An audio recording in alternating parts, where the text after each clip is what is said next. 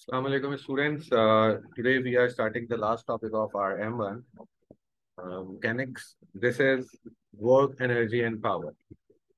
Mechanics जैसे पूरा ही course आप लोगों ने फिजिक्स से रिलेट किया है, तो वर्क एनर्जी पावर को भी हम फिजिक्स से रिलेट करते हुए चलेंगे कि फिजिक्स जिसने पढ़ी हुई है उसके लिए तो बहुत सिंपल हो जाएगा ये टॉपिक। बल्कि आप लोगों ने देखा है ओवरऑल मैकेनिक्स ही उसके लिए काफी सिंपल है साइंसेस के स्टूडेंट्स के लिए ना। वर्क एनर्जी पावर स्टार्ट करते हैं। वर्क को जो हम डिफाइन करते हैं, इसको वर्क डन बाय फोर्स भी बोला जाएगा। और यहाँ पर अब हम लोग डायरेक्टली फॉर्मूला वर्क का लिखकर कुछ क्वेश्चन सॉल्व करेंगे ताकि हमारा टॉपिक जो है ये कवर हो एज सून एज पॉसिबल। तो जनाब, वर्क अगर हम स्टार्ट करते हैं,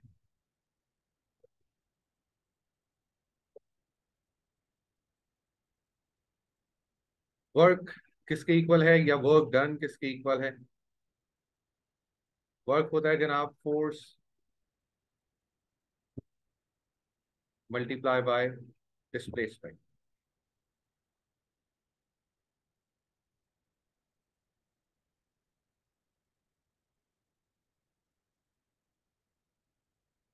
सो वर्क हो गया F/S।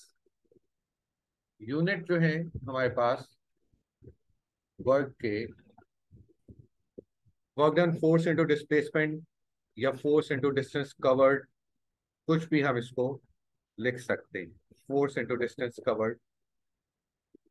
यूनिट्स इसके आते हैं जूल्स, वर्क के यूनिट्स। और इसके अकॉर्डिंगली अब हमें वर्किंग स्टार्ट करना है और कुछ क्वेश्चन सॉल्व करने हैं by the help of this formula. कि ये फॉर्मूला यूज करेंगे, फिर साथ में एक्सेलरेशन वेलोसिटीज के थ्रू डिस्टेंस भी कैलकुलेट करेंगे, कहीं कहीं फोर्स कैलकुलेट करेंगे प्रीवियस मेथड्स के थ्रू। लेकिन फॉर्मूला बेसिकली वर्क का या वर्क डन का हमारे पास ये रहेगा। क्वेश्चंस जनाब स्टार्ट करते हैं, हम देखते हैं किस टाइप के क्वेश्चंस। पहले हम वर्कशीट के क्वेश्चंस करेंगे और उसके बाद then will move towards the past paper. अब आप देखिए question number 1 from the worksheet of work आपको गिवन दिया गया। A boy uses a constant force of 250 newton to push a box 4 meter across a floor. Find the work done by the force. Simple देखें, आपको question दिया गया, force आपको 250 की दी गई। तो अगर हम वर्क डन कैलकुलेट कर रहे हैं, work done by the force, तो फॉर्मूला क्या है? Force into distance covered. Force into distance covered. Force कितनी है जनाब? 250। डिस्टेंस कितना कवर हुआ है जनाब? 4 का। टोटल वर्क डन आपके पास आ गया 1000 joule. A very simple question, बिल्कुल बेसिक क्वेश्चन से हम स्टार्ट करेंगे और आगे की तरफ जाएंगे, पास्ट पेपर्स की तरफ मूव करेंगे हम। So this is the basic question of work कि अगर आपको फोर्स और डिस्प्लेसमेंट या डिस्टेंस मूव आपको दिया जाए, उससे मल्टीप्लाई करवा दें आप, दोनों का प्रोडक्ट आपके पास वर्क डन बता देगा। नेक्स्ट क्वेश्चन की तरफ चलते हैं। क्वेश्चन नंबर 2 आपको दिया गया, a girl holds a mass of 20 kilogram above her head. Find the work done by the girl. एक गर्ल है, उसने 200 किलोग्राम का मास उठाया हुआ है above her head. Find the work done. अब आप देखिए वर्क डन क्या हो जाएगा? Work done equals to, work done equals to force into displacement है। अब यहां पर कोई डिस्प्लेसमेंट नहीं है हमारे पास, यहां पर कोई डिस्प्लेसमेंट नहीं है हमारे पास, तो डिस्टेंस या डिस्प्लेसमेंट जीरो हुआ। तो प्रोडक्ट फोर्स इंटू डिस्प्लेसमेंट का क्या आ गया? जीरो। तो इस क्वेश्चन का वर्क डन क्या हो गया? 0 जूल्स। होपफुली चीज क्लियर हो रही हुई, क्योंकि कोई मूव नहीं किया ऑब्जेक्ट ने, डिस्टेंस कवर नहीं हुआ, तो वर्क डन इसका क्या हो गया? 0 जूल हो गया क्वेश्चन नंबर 2 का। नेक्स्ट क्वेश्चन, क्वेश्चन नंबर 3, क्या कहा गया? एक बॉल है, मास जिसका दिया गया है 0.05 kilogram, falls a distance of 1.5 metre, 1.5 metre ball नीचे आई है. Find the work done by the weight. Weight की जो फोर्स है उसने कितना वर्क डन किया होगा. तो सबसे पहले तो अगर हम वेट कैलकुलेट करते हैं, वेट अगर हम कैलकुलेट करें तो वेट कितना आ गया 0.05 मल्टीप्लाई बाय 10. वेट आ गया जनाब हमारे पास 0.5 न्यूटन. ये वेट की फोर्स आ गई. अब अगर वर्क डन हमें कैलकुलेट करना है तो force multiply by distance covered और डिस्प्लेसमेंट. फोर्स कितनी है 0.5, डिस्टेंस कितना कवर हुआ है 1.5 का. So the answer will be 0.75 joule. ये वर्क डन कवर किया है. This is the work done by weight of the ball. Hopefully it is clear. Very simple question. आगे चलते जाएंगे, क्वेश्चन का डिफिकल्टी लेवल इंक्रीज होता जाएगा. नेक्स्ट क्वेश्चन आपको दिया गया question number 4. A small truck is pulled 5 metre along a railway track by force 100 newton at an angle of 60 degrees. अगर मैं इसको डायग्रामेटिकली रिप्रेजेंट करूं, स्मॉल ट्रक पुल किया गया by an angular force of 100 newton with angle of 60 degrees. कितना pull किया गया इसको 5 मीटर. 5 मीटर पुल किया गया इसे. आपसे कहा find the work done by the force. इस फोर्स ने क्या वर्क डन किया होगा. तब आप देखिए जो वर्क डन आएगा ये एंगुलर मूवमेंट नहीं है, ये मूव होगा पैरेलल टू द प्लेन. तो अब आपने इसको इसके कंपोनेंट में इसको ब्रेक किया आपने, this one and a perpendicular component here. Parallel component क्या हो जाएगा 100 cos 60. क्या मतलब, ये वाला जो कंपोनेंट है 100 cos 60, ये फोर्स का कंपोनेंट कंसीडर होगा वर्क डन के लिए. तो अगर हम वर्क डन कैलकुलेट करना चाहें तो फोर्स का कंपोनेंट क्या आ गया F cos theta multiply by distance covered which is 5. F कितना है हमारे पास 100 cos थीटा कितना है हमारे पास 60 multiply by 5. So the final answer of work done, final answer जो हमारे पास वर्क डन का इससे आएगा that will be 250 joule. That will be 250 joule. Hopefully this is also clear कि डायरेक्ट फोर्स इस पर एप्लीकेबल नहीं है, इसका x component parallel component applicable है वर्क डन के लिए. Next question, question number 5. A ball of mass 0.05 kilogram raise through a distance of 1.5 metre. Find the work done against gravity. क्या कहा गया, ग्रेविटी के अगेंस्ट जो वर्क डन है अब आपने वो कैलकुलेट करना है. कभी वर्क डन फोर्स मतलब फोर्स डिफरेंट टाइप की लगेगी, कभी वेट की फोर्स लगेगी, कभी एक्सटर्नल फोर्स लगेगी, कभी फोर्स ऑफ ग्रेविटी आ जाएगी. तो डिफरेंट फोर्सेस के साथ ये वर्क आपसे एग्जामिनर कैलकुलेट करवा सकता है. तो बॉल का जो मास है, तो बॉल का वेट क्या हो जाएगा, वेट हो जाएगा 0.05 मल्टीप्लाई बाय 10. वेट हो गया जनाब 0.5 न्यूटन. अगेंस्ट ग्रेविटी आपने वर्क डन कैलकुलेट करना है. Work done equal to force कितनी है जनाब हमारे पास, फोर्स हमारे पास आ जाएगी अब, फोर्स आ जाएगी ग्रेविटी की वजह से वेट बना और फोर्स अब वेट की आ गई. तो जनाब which is 0.5 multiply by 1.5. So work done by wait, अगर हम इसको कहें work done by wait, work done by wait, work done by wait अगर कहा जाएगा तो डिस्टेंस नेगेटिव में लिया जाएगा.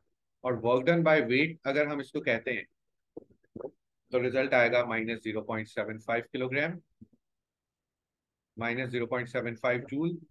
और अगर इसी को ही वर्क डन बाय ग्रेविटी कहा जाएगा तो work done by gravity positive में आ जाएगा 0.75 जूल. मतलब कोई डिफरेंस है नहीं, सिर्फ साइन का difference due to direction of movement and nothing more. Work done by gravity and work done by weight both are same, सिर्फ साइन का डिफरेंस यहाँ पर आ रहा है due to the direction of movement. Now students next question, question number 6. आपको कहा गया a box of mass 5 kilogram is pushed up a slope inclined at 30 degrees, diagram साथ में दी गई, to the horizontal by a force of 30 Newton, 30 Newton की force से push किया जा रहा है और 30 न्यूटन की फोर्स एंगल बना रही है जनाब प्लेन के साथ 10 डिग्रीज का। The frictional force acting on the box is 2 newton, 2 newton की फ्रिक्शनल फोर्स है। The box moves a distance of 3 metre up the slope, find the work done against friction in the first part. Work done against friction, तो work done against friction कितना move, force क्या है, friction force 2, कितना move हुए हैं हम 3, work done against friction कितना आ गया 6 joules, work done against friction कितना आ गया 6 जूल्स आ गया हमारे पास। In the B part now find the work done against gravity. अब आप देखिए ग्रेविटी के लिए हमें क्या करना होगा, वेट को अपने कंपोनेंट में ब्रेक करना होगा। वेट अपने कंपोनेंट में ब्रेक हुआ, perpendicular to the plane, parallel to the plane, parallel to the plane, अगर ये 30 डिग्रीज है तो ये भी 30 degrees, parallel to the plane क्या हो गया बच्चों 50 साइन 30। ग्रेविटी के अगेंस्ट ये वाला कंपोनेंट काम कर रहा है, तो जनाब अगर वर्क डन अगेंस्ट ग्रेविटी हम मालूम करना चाहें तो क्या आ जाएगा 50 sine 30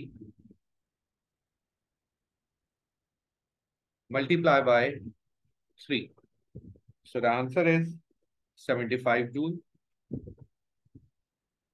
After that, in the C part, find the work done by the push force, push force का वर्क डन। अब आप देखिए पुश फोर्स का कौन सा कंपोनेंट काम करेगा।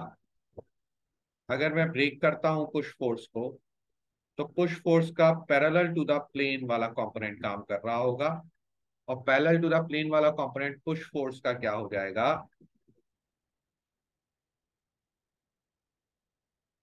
पुश फोर्स का पैरेलल टू द प्लेन वाला जो कंपोनेंट है वो कितना आ जाएगा 30 cos 10, 30 cos 10, 30 cos 10 मल्टीप्लाई कर दिया जाएगा इसको 3 से, तो फाइनल आंसर पुश फोर्स का वर्क डन आपके पास आ जाएगा which is 29.54, sorry 29.54 joule. After that in the D part find the work done by the normal reaction, normal reaction ऐसे तो मूवमेंट है ही नहीं, तो वर्क डन इसके लिए क्या हो जाएगा 0 हो जाएगा। और E part find the total work done. अब टोटल वर्क डन अगर हमें कैलकुलेट करना है तो total work done, total work done क्या हो जाएगा जनाब, पुश फोर्स का वर्क डन देखें आप मूवमेंट के डायरेक्शन में जा रहा है, तो work done by push force मतलब पार्ट सी, पुश फोर्स का वर्क डन मूवमेंट के डायरेक्शन में जा रहा है, और फ्रिक्शन का और ग्रेविटी का work done against the movement आ रहा है, तो इसमें से माइनस करेंगे वर्क डन पार्ट ए का, माइनस करेंगे वर्क डन पार्ट बी का, तो फाइनल आंसर आपके पास, तो फाइनल आंसर आपके पास आएगा विच इज, अच्छा सॉरी, पुश फोर्स का जो वर्क डन आ रहा है, the work done of push force is 88.6, 88.6, तो जनाब 88.6 minus work done in A minus work done in part B, so the final answer is 7.6 joule. इस type के क्वेश्चन एग्जामिनर बार बार पूछेगा, total work done, total work done, तो total work done आपने इसके अकॉर्डिंगली देखना है, मूवमेंट का जो डायरेक्शन है उसका वर्क डन आपने यहाँ पर जैसे पॉजिटिव लिया बाकी आपने वर्क डन नेगेटिव ले लिए, तो उससे हमें मालूम हो गया कि टोटल वर्क डन हमारे पास कितना आ गया 7.6 का। होपफुली इट इज क्लियर जनाब। कुछ बेसिक क्वेश्चंस हमने वर्क डन की किए हैं, मजीद आगे चल रहे हैं और अब हम आ रहे हैं एनर्जी की तरफ।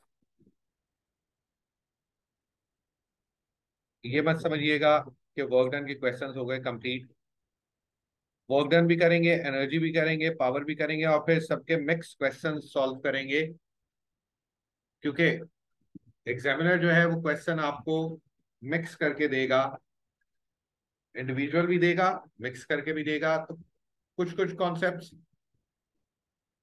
हम हर टॉपिक के पिक करते हैं, और फिर कंजर्वेशन ऑफ एनर्जी, लाइक उसमें कुछ पार्ट वर्क डन का होगा, कुछ एनर्जी का होगा, फिर पावर के क्वेश्चन में भी इस तरीके से। तो स्लो स्लो चलते हैं, कुछ इजी क्वेश्चंस करते हैं ताकि फॉर्मूलाए और कॉन्सेप्ट थोड़े बहुत हमारे क्लियर होते रहें about work, energy and power. पहली एनर्जी हम यूज कर रहे हैं जनाब, kinetic energy. The first energy is kinetic energy, and the kinetic energy is and the kinetic energy is represented by ke। ke से represent किया जाता है kinetic energy को।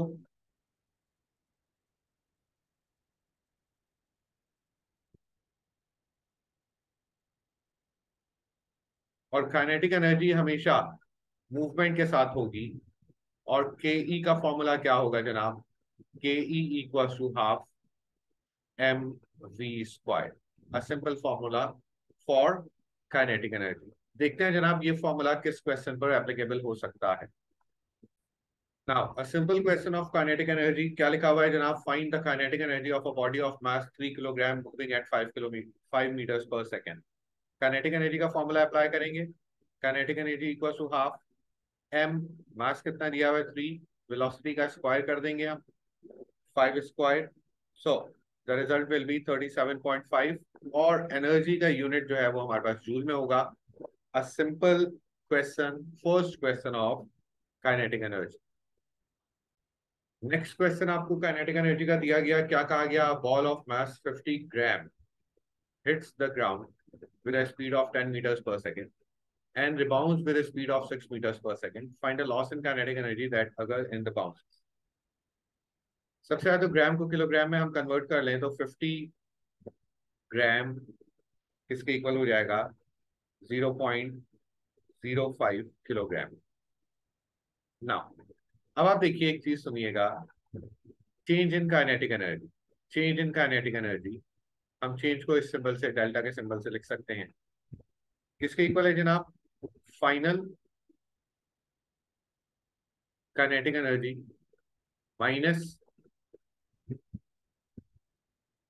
Initial kinetic energy. हम अकॉर्डिंग टू दिस वर्किंग करेंगे। तो change in kinetic energy, अब आप देखिए फाइनल काइनेटिक एनर्जी क्या है हमारी? फाइनल काइनेटिक एनर्जी जो है हमारी, a ball of mass 50 gram hits the ground with a speed of this and rebound with a speed of this. Find a loss in kinetic energy. कितना loss हुआ? Kinetic energy का loss आपने calculate करना है। Final kinetic energy अगर हम देखते हैं तो it will be half, mass कितना है? 0.05, half M we square, velocity कितनी है 6, माइनस हाफ मास कितना है 0.05, वेलोसिटी पहले कितनी थी इनिशियली 10। फाइनल आंसर यहां से जो आया विच इज -1.6 जूल। तो therefore change in kinetic energy ये आया, तो देयरफॉर हम लिख सकते हैं लॉस कितना हुआ? Loss is of 1.6 joule. 1.6 joule का लॉस आ गया हमारे पास, क्योंकि जो इनिशियली काइनेटिक एनर्जी थी वो ज्यादा थी, फाइनल काइनेटिक एनर्जी कम थी, दोनों का डिफरेंस लिया गया, तो हमारे पास loss in the kinetic energy आ गया। Hopefully it is also clear. Kinetic energy के बाद जनाब एक और एनर्जी है हमारे पास, that is called gravitational potential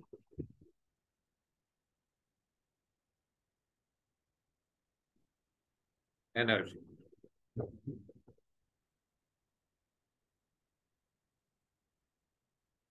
PE से रिप्रेजेंट किया जाता है पोटेंशियल एनर्जी, इसको कहा जाता है, and the formula for potential energy is mgh, depends on the height of the object.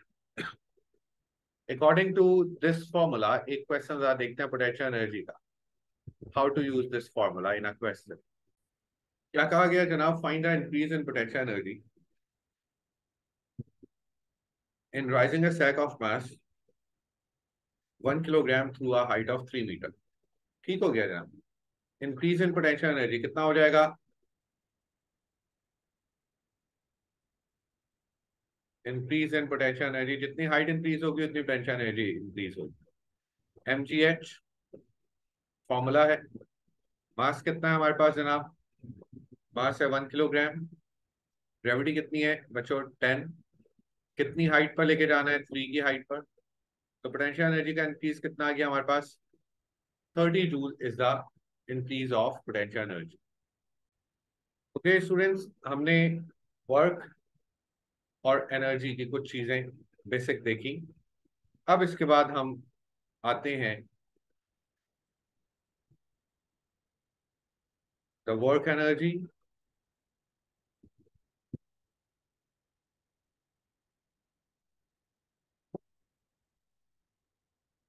Principal. The work energy principle. अब क्या होगा? अब हमारे पास वर्क और एनर्जी के क्वेश्चंस मिलकर आएंगे। जरा देखते हैं क्या है जनाब क्वेश्चन। वर्क एनर्जी प्रिंसिपल का क्वेश्चन किस टाइप का आ सकता है, चेक करते हैं।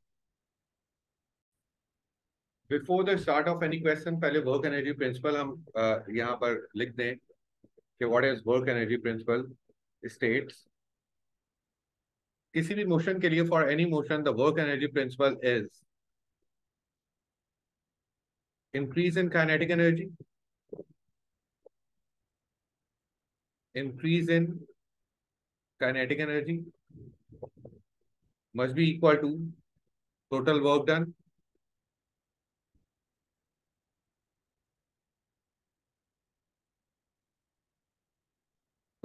done by all forces। ये बच्चों चीज आपने जहन में रखनी है। This is called work energy principle. Increase in kinetic energy क्या होगा बच्चों? Half M we square minus half M you square equals to summation of the force into displacement. जितने भी वर्क डन हुए हैं उन सब का सम किसके इक्वल होगा? इंक्रीज इन काइनेटिक एनर्जी के। ये जहन में आपने रखना है। इसके अकॉर्डिंगली अब हमने क्वेश्चन सॉल्व करने हैं। वर्क एनर्जी प्रिंसिपल के बहुत क्वेश्चन आते हैं एग्जाम में जनाब।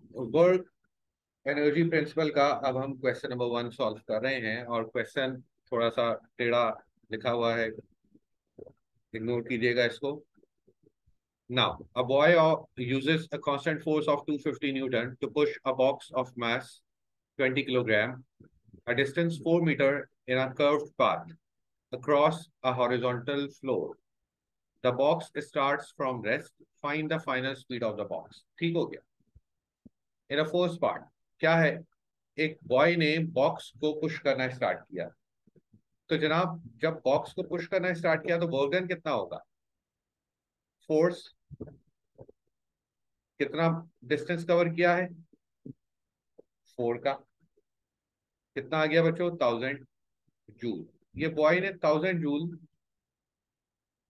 वर्क डन अप्लाई किया बॉक्स के ऊपर। फ्लोर अगर स्मूथ है तो फाइनल स्पीड हमें निकालनी है। हम using work energy principle, using work energy principle, work energy principle use कर रहे हैं जनाब। क्या था? Half M we square minus half M you square equals to work done. Half M we square minus half M, initial speed तो 0 थी और work done क्या है? 1000। हाफ एम की जगह पर हमने क्या रखा? मास गिवन है 20, V square equals to 1000। V square equals to 2 10 20, and 10 जब यहाँ डिवाइड करेगा तो 100। फाइनल वेलोसिटी हमारे पास कितनी आ गई बच्चों? 10 meters per second. Hopefully, the first part is clear by the help of work energy principle. अब आप देखिए आहिस्ता आहिस्ता क्वेश्चंस में डेप्थ बढ़ती जा रही है। अब आइए जनाब पार्ट बी हम जरा सॉल्व करते हैं। और पार्ट बी में कहा गया when the coefficient of friction, मतलब फ्रिक्शन आ गई है फ्लोर में, तो थोड़ी सी अगर हम डायग्राम बना लें। फॉर एग्जांपल इसको पुश किया जा रहा है, इस बॉक्स को 250 न्यूटन की फोर्स से। ये इसका नॉर्मल कंपोनेंट, ये इसका वेट। वेट कितना है बच्चों? 20 अगर मास है तो वेट कितना हो गया? 200। ये फ्रिक्शनल फोर्स, ये फ्रिक्शनल फोर्स। अब आइए वर्किंग स्टार्ट करते हैं जनाब। Work done by push force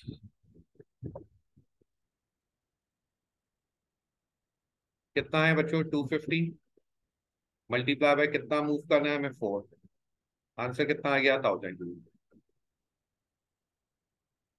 work done by friction, अब तो फ्रिक्शनल फोर्स भी आ गई ना।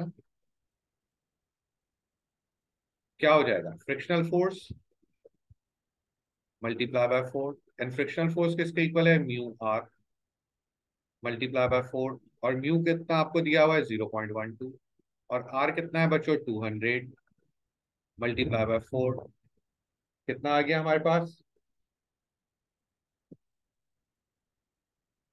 फ्रिक्शनल फोर्स आ गई है हमारे पास। Work done by frictional force आ गया 904 joule.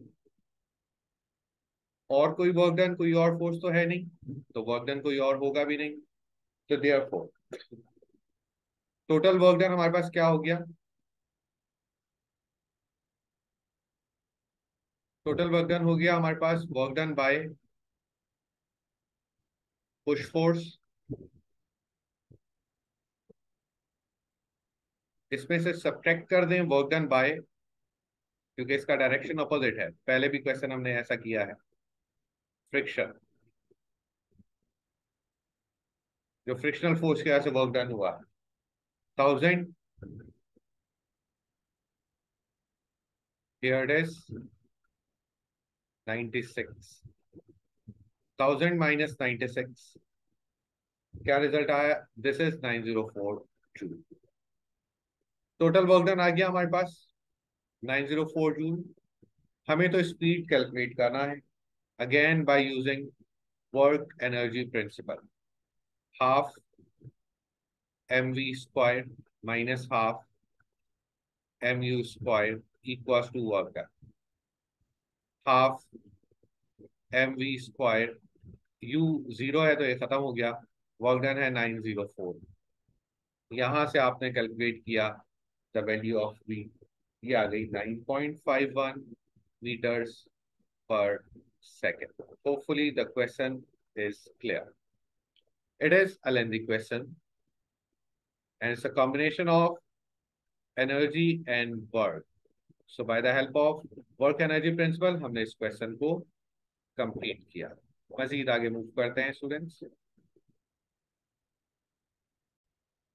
Now students, next question, question number 2, again from work energy principle. Question दिया गया, a ball of mass 0.05 kilogram is thrown vertically upwards with an initial speed of u meters per second. It rises through a distance of 1.5 meter and then falls through 2.5 meter before hitting the floor. It hits the floor with a speed of v meter per second. Throughout the motion, air resistance is 0.01. Act on the ball. Calculate the initial speed and the final speed. अब जनाब यहाँ पर problem क्या हो रही है?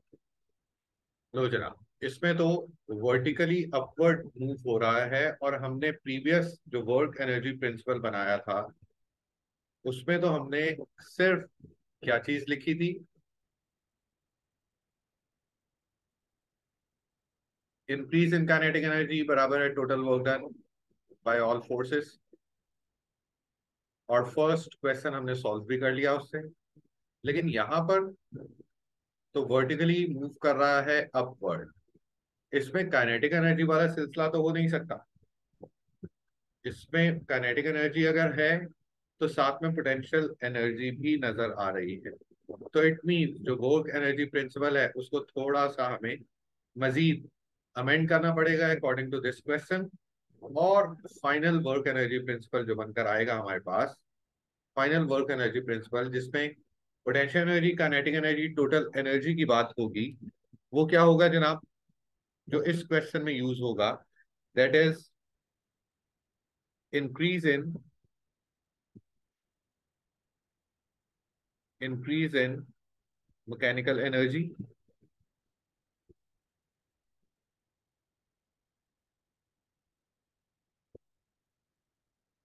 Mechanical energy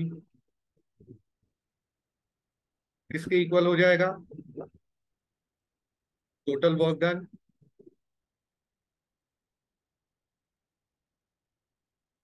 total work done by forces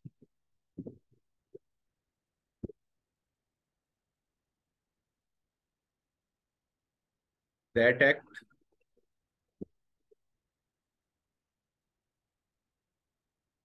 to speed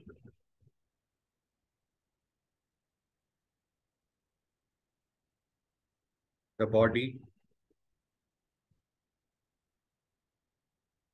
up minus total work done by forces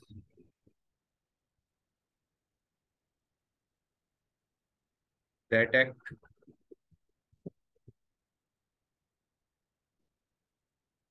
to slow the body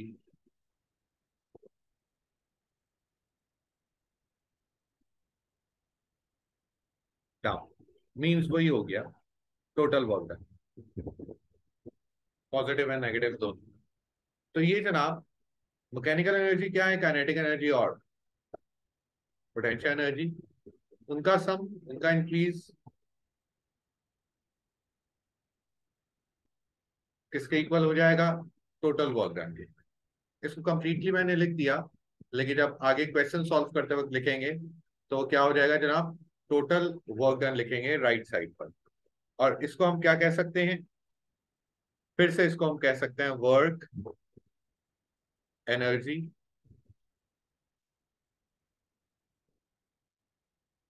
principal. ना, the final work energy principal. इसके अकॉर्डिंगली अब जरा इस क्वेश्चन को हम सॉल्व करेंगे। नाउ स्टूडेंट स्टार्ट करते हैं question by using this work energy principle. अब मैं according to question work energy principle लिख रहा हूं जनाब। It will be increase in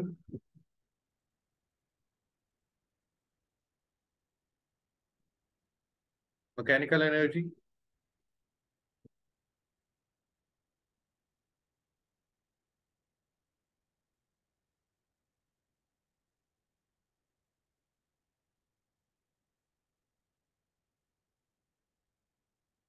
equals to work done, total work done. और इंक्रीज इन मैकेनिकल एनर्जी क्या हो गया,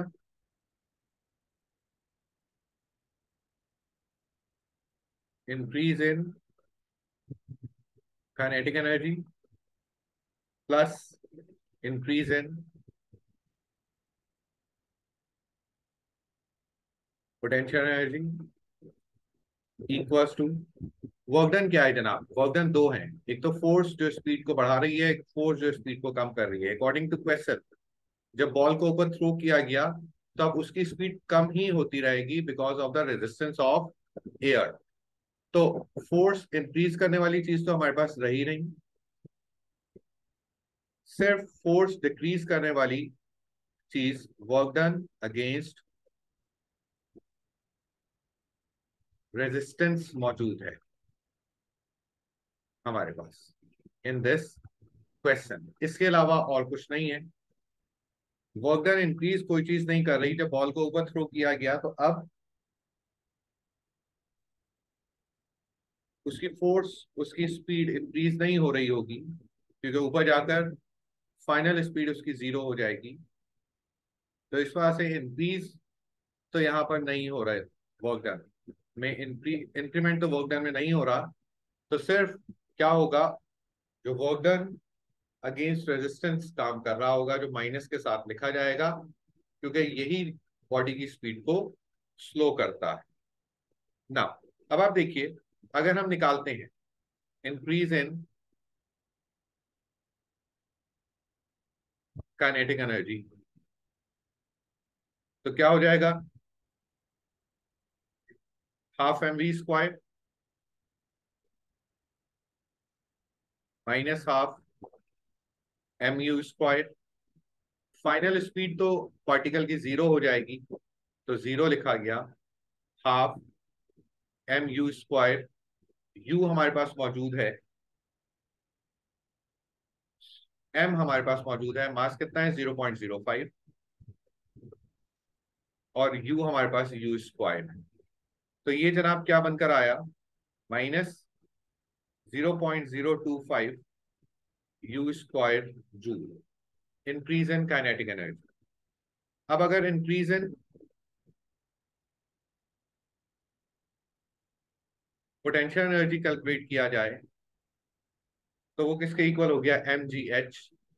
मास कितना है 0.05, ग्रेविटी कितनी है 10, हाइट कितनी है जनाब 1.5, इंक्रीज इन पोटेंशियल एनर्जी कितना आ गया हमारे पास 0.75 joule. Increase in potential energy आ गया 0.75 जूल, और इंक्रीज इन काइनेटिक एनर्जी आ गया -0.025 यू स्क्वायर जूल। अब आइए आगे वर्किंग करते हैं जनाब। इसको लेट से हमने कह दिया equation 1।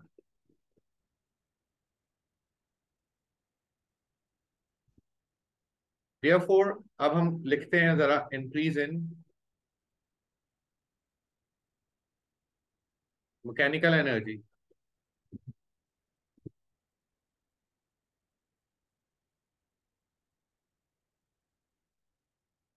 Increase in mechanical energy कितना हो गया हमारे पास, increase in kinetic energy plus increase in potential energy, मतलब 0.75 माइनस 0.025 यू स्क्वायर। मजीद आगे चलते हैं जनाब। वर्क डन अगेंस्ट रेजिस्टेंस अब हमारे पास मौजूद है, work done, sorry,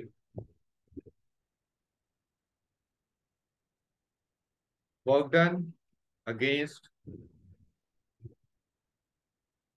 resistance.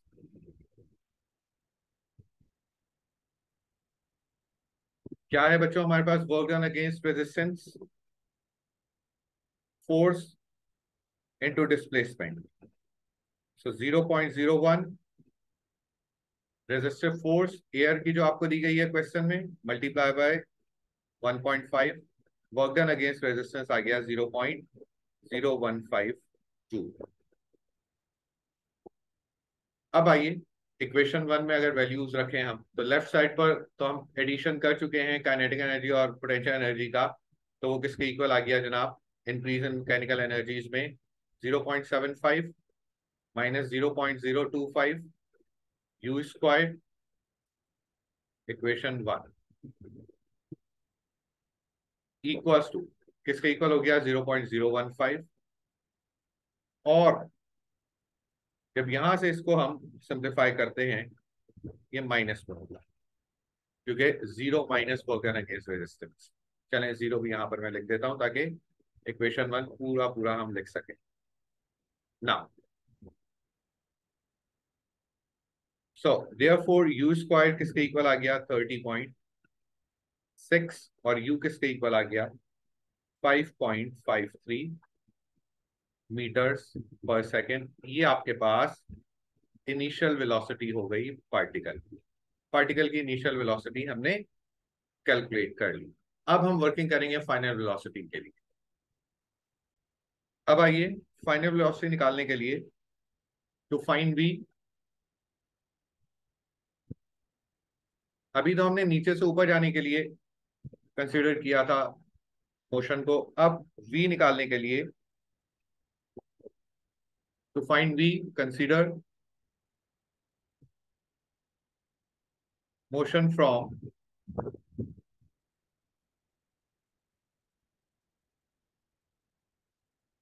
Top to floor. अब टॉप टू फ्लोर के लिए हम वर्किंग करते हैं, और उसके लिए अगर हम इंक्रीज इन, इक्वेशन वही है, इंक्रीज इन काइनेटिक एनर्जी निकालना चाहें, किसके इक्वल हो जाएगा, half M we square minus half M you square. इसमें आप ऊपर से नीचे की तरफ आ रहे हैं तो इनिशियल वेलोसिटी हो जाएगी 0। क्या बचेगा, हाफ, मास कितना है हमारे पास, 0.05 वी स्क्वायर माइनस 0 हो गया, so the finally it will be 0.025 V square joules. Second, increase in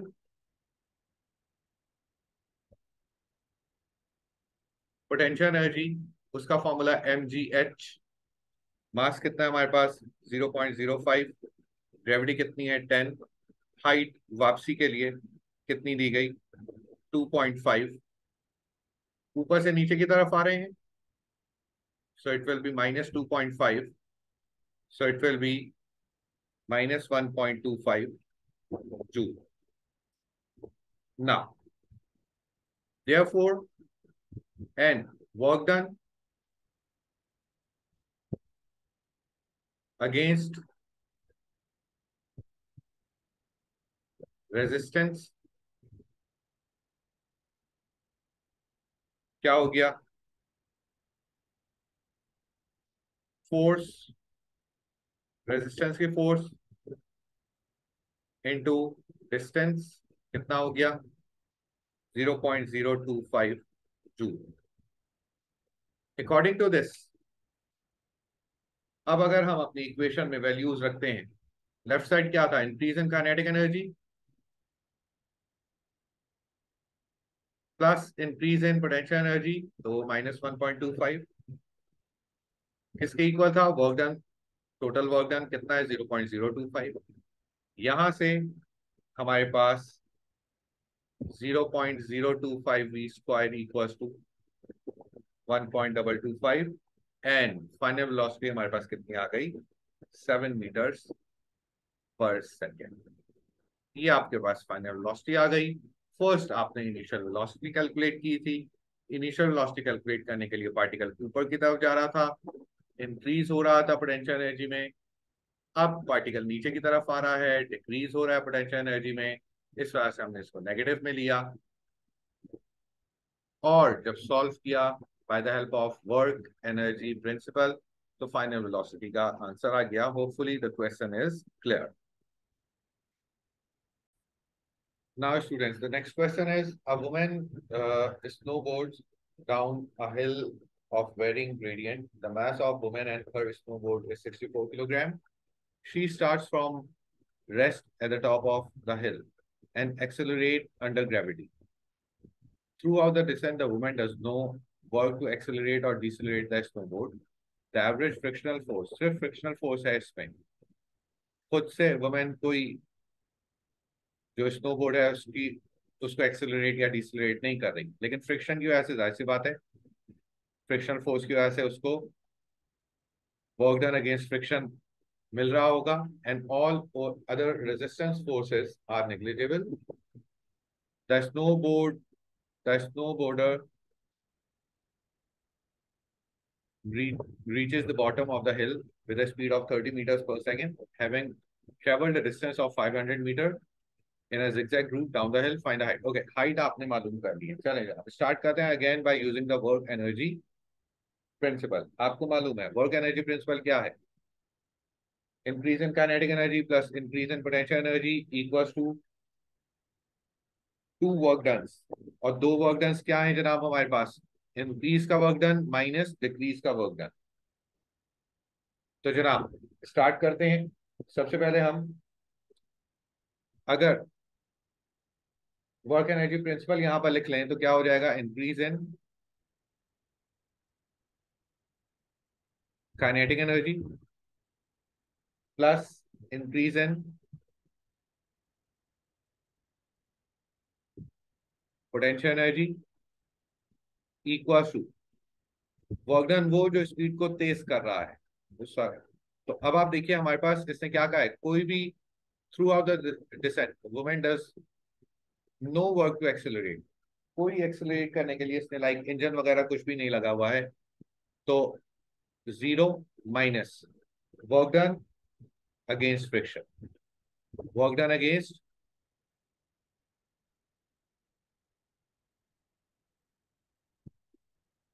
friction, ये तो आएगा जनाब, क्योंकि फ्रिक्शनल फोर्स तो मौजूद है हमारे पास ना। अब देखते हैं जनाब इंक्रीज इन काइनेटिक एनर्जी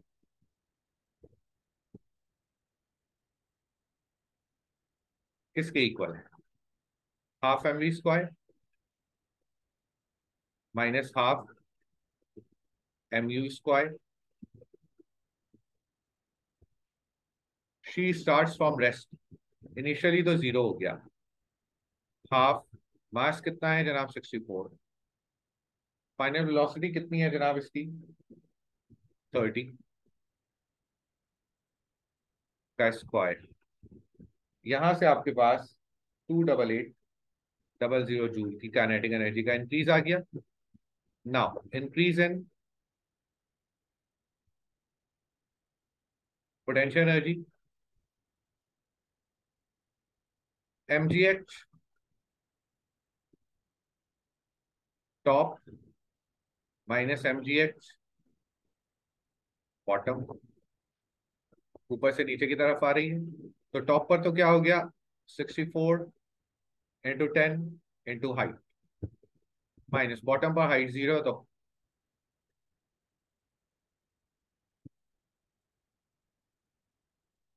ना अब आप एक चीज देखिएगा इसमें, according to the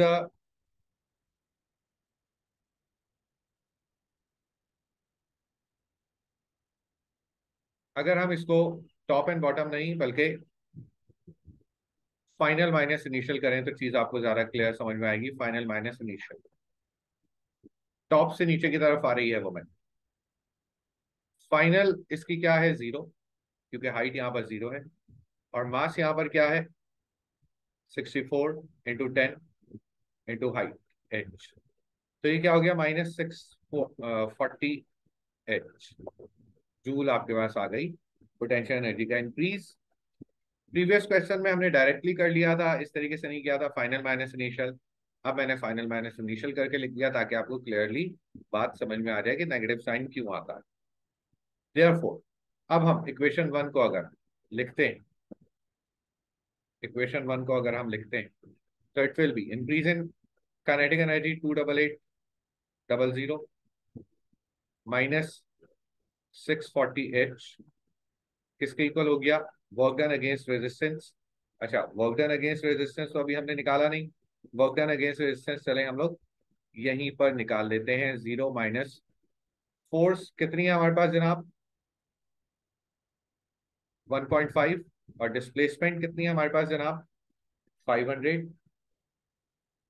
frictional force 1.5 की थी, displacement 500, so it will be 2800 2800 minus 640 H equal to -750। और हाइट कितनी आ गई हमारे पास according to this 46.2 meters। Hopefully the question is clear किस तरीके से हमने हाइट कैलकुलेट की है।